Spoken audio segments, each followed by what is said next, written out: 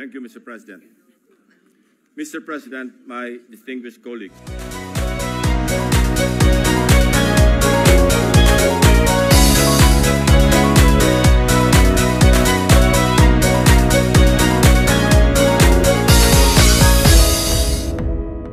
Last week, the President took aim. Today, I am pulling the trigger. Para sa ating mga kababayan, nakatutok ang aking presentasyon sa araw na ito sa mga flood control projects pa lamang. Hindi pa rito kasama ang iba pang mga infrastructure projects na punong-puno rin ng anomalya. Isa-isahin natin ang mga impormasyong aming nakalap sa mga nakalipas na linggo mula sa aming sariling pag-aaral at pagsasaliksik na suportado ng mga impormasyon mula mismo sa mga DPWH officials at insiders, pati ilang contractors, kasama na rin ang open sources. Una, ang kalakaran ng ilang mga kontratista at mga kasabwat nila sa gobyerno na sa paghahati-hatian ng pondo, kasama na rin ang mga termino o codes patungkol sa kanilang modus. Pangalawa, ang mga palpak na proyekto dahil sa paggamit ng substandard na materyales, kasama na ang mga kontratistang nasa likod nito. Pangatlo, ang mga proyektong lantarang inaangkin bilang congressional insertions. Pangapat, ang patuloy na pagbaha sa iba't ibang lugar na narating namin kahit taon-taon ay paulit-ulit na binubuhusan ng bilyon-bilyong pondo. At ang pinakahuli, ang mga tinatawag ng Pangulo na guni-guni o ghost projects na aming nahukay.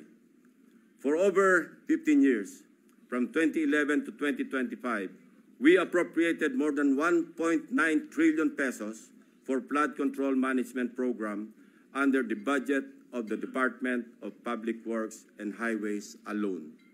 Sa loob lamang ng 3 taon, mula 2023 hanggang 2025, higit 1 trillion pesos ang ating inilaan sa ilalim ng 3 naipasang budget measures para sa flood control. Halos 53% ng kabuuang pondo sa loob ng 15 taon. When we are speaking in trillions of pesos, we should expect our streets and low-lying communities to be flood-free when the rains pour. Gayunpaman, sa paghagupit ng magkakasunod na habagat at mga bagyong Krising, Dante at Emo, ilang linggo pa lamang ang nakalipas, kasamang winasak at inanod ng baha ang bilyon-bilyong pisong halaga ng mga flood control projects na halos bago at kakukumpleto pa lamang na dapat sana ay nagbigay proteksyon sa ating mga kabahayan at komunidad. Corruption has been so pervasive and systemic that doing so is like a piece of cake. And when I say piece of cake, I mean that funds for a specific project are divided, shares vary depending on greed, big parts swallowed by corrupt operators, both from the public and private sectors, leaving only crumbs for actual project implementation. May ilan pa ngang proyekto, hindi man lang nagtira para sa taong bayan. Ang tawag ng Pangulong Marcos dito, guni-guni o ghost projects. Mr. President, let me illustrate an example of the pie sharing in a severely corrupted project. Nais kong bigyan diin na hindi ito representasyon ng lahat ng kalakaran sa flood control projects sa buong Pilipinas. While the pillaging pattern is relatively the same, the pie sharing varies depending on the level of greed. Ihiwalay muna natin ang mga regular o legal na buwis at insurances na automatic na binabawas sa mga proyekto. 5% value-added tax, 2% withholding tax, 1% para sa bonds and insurances at 1% materials testing. Ibawas na rin natin ang allowable contractor's profit na 8 to 10%. Halimbawa, sa 100 million piso na pondo para sa flood control project, kung ibabawas ang maximum allowable deductions, nasa 82 million ang matitira para sa proyekto. Pero hindi pa rito nagtatapos, Mr. President. Kakatayin pa ang budget para sa mga lagay, commissions, SOPs, at iba-iba pang terminong binubuo para sa shares ng mga korap. Sa mga halos magkakaparehong impormasyon na aming nakalap, ganito kagarapal ang sistema sa hatian ng isang maanumalyang proyekto. 8 to 10% para sa mga opisyal ng DPWH. Swerte na daw kung pumayag ang district engineer na 6% lamang ang parte niya. May ekstrang 2 to 3% pa na parte ang district engineering office kung may sosobra sa contractor's profit. Na-compute na rin kasi ng district engineering office ang tutubuin ng contractor mula sa project at sinisiguro na nila na sosobra ito sa allowable profit para mayroon pa silang kukubrahin. Ang tawag nila rito, reseta. Reseta dahil ang presyo na itinakda ng district engineering office ay nakasulat at napagdesisyonan na. Parang gamot, Mr. President, lulunukin na lang ng contractor. 5 to 6% para sa mga miyembro ng Beach and Awards Committee or BAC. 0.5 to 1% para sa COA.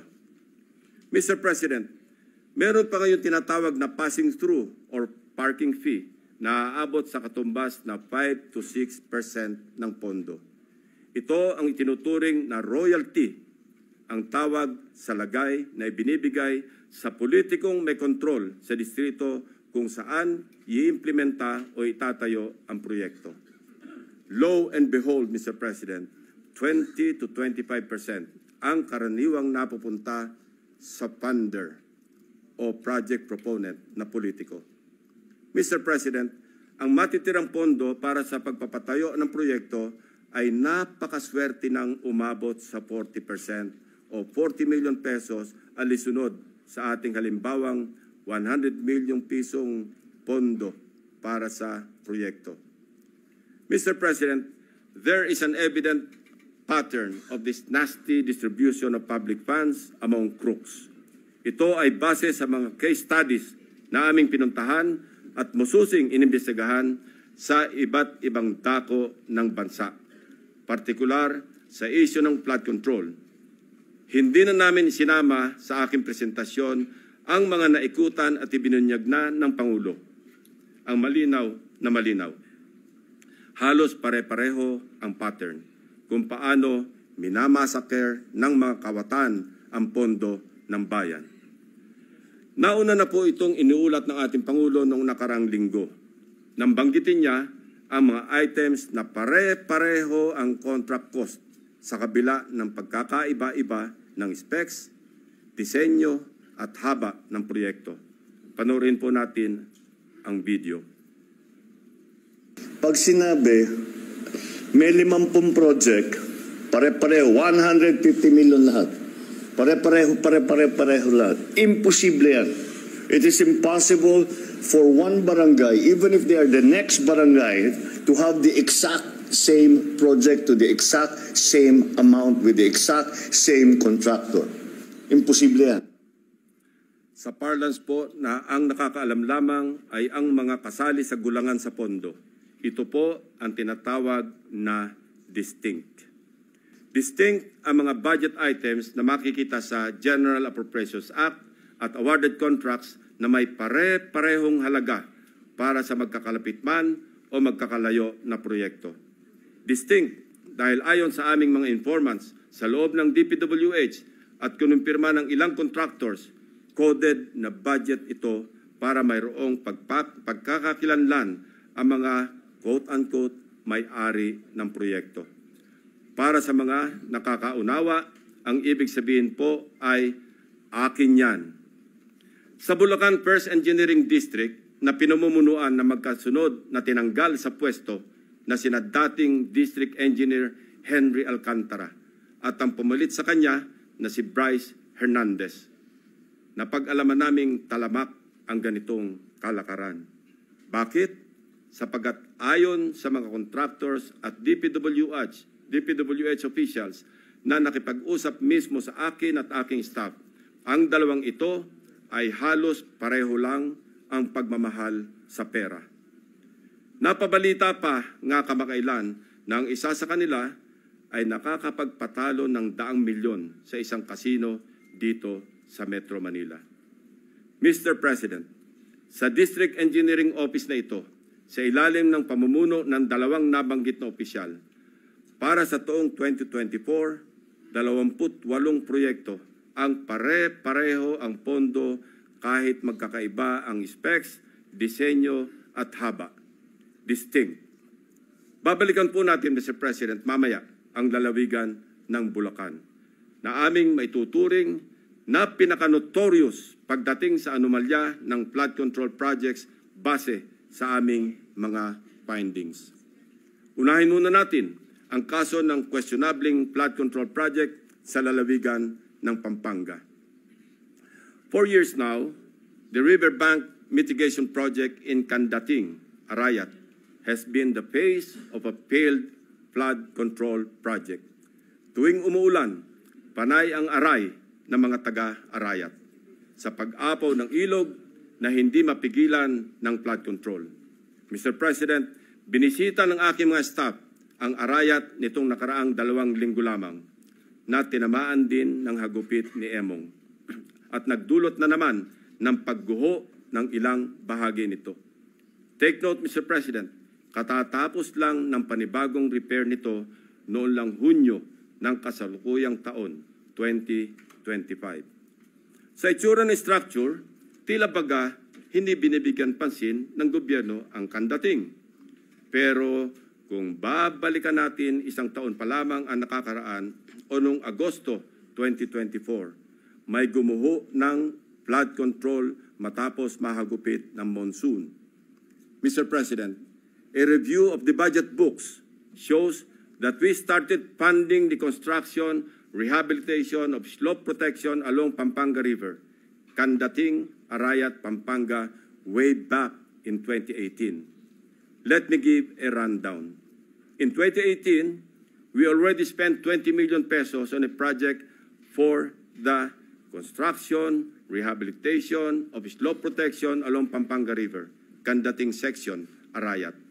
Kalaunan, nasira. Since then, it has become a cycle, Mr. President.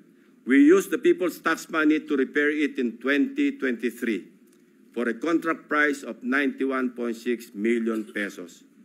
It was repaired again by another year's tax money in 2024. This time, not once, but twice, 91.8 million for Phase 1 and 91.4 million for Phase 2. Take note, 20 million pesos lang ito sa una at original construction.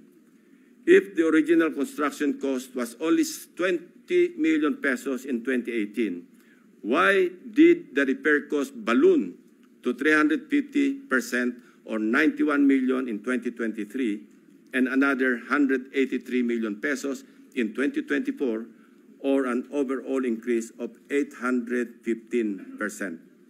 Aba, at nawili na ang funder ng Edmarie Construction na siyang palaging nananalong contractor sa Candating, Arayat, Pampanga noong 2023 at 2024. Naglagay pa ulit ng 100 million pesos ngayong taon. Buti na lang, pinigil ng Malacanang ang pag-release ng pondo. Distinct din, but in a very distinct way.